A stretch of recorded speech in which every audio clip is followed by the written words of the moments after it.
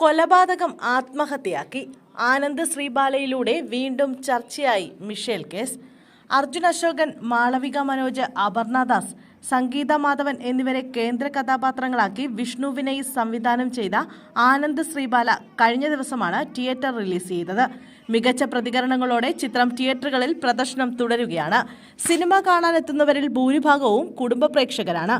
അഭിലാഷ് പിള്ള തിരക്കഥ രചിച്ച ചിത്രം യഥാർത്ഥ സംഭവത്തെ ആസ്പദമാക്കിയാണ് ഒരുങ്ങുന്നതെന്ന് ആരംഭത്തിലെ അണിയറ പ്രവർത്തകർ അറിയിച്ചിരുന്നു.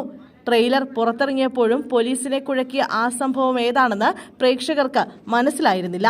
എന്നാൽ സിനിമയുടെ ആദ്യ ഷോ കഴിഞ്ഞതോടെ പ്രേക്ഷകർ ഒന്നടങ്കം പറയുന്നത് മിഷേൽ ഷാജിയെ പറ്റിയുള്ളതാണ് സിനിമ എന്നാണ്. ആത്മഹത്യ എന്ന് പോലീസ് വിധിയെഴുതിയ മിഷേൽ കേസ് 2024 ആനന്ദ് ശ്രീബാലയിലൂടെ വീണ്ടും ചർച്ചയാവുകയാണ്.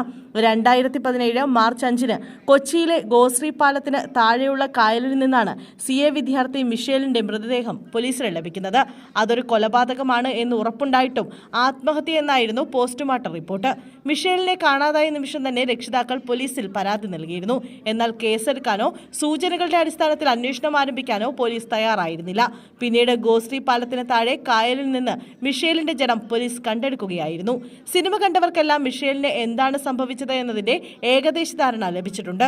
ചിത്രം കണ്ടതോടെ മിഷേലിന്റെ പിതാവ് വീണ്ടും മാധ്യമങ്ങൾക്ക് മുന്നിൽ പ്രത്യക്ഷപ്പെട്ടിരിക്കുകയാണ്. തന്റെ മകളുടെ കൊലപാതകം പോലീസ് ആർക്കൊക്കെയോ വേണ്ടി ആത്മഹത്യയാക്കി മാറ്റിയതാണ് എന്നാണ് അദ്ദേഹം പറയുന്നത്.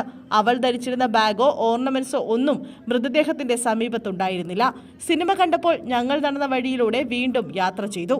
വനിതാ station, Kasaba station, central station തുടങ്ങി ഓരോ സ്റ്റേഷനിലും കയറിയിറങ്ങിയ അനുഭവങ്ങൾ വളരെ മനോഹരമായി അവർ അവതരിപ്പിച്ചിട്ടുണ്ട്. ഇതാണ് ഷാജിയുടെ വാക്കുകൾ.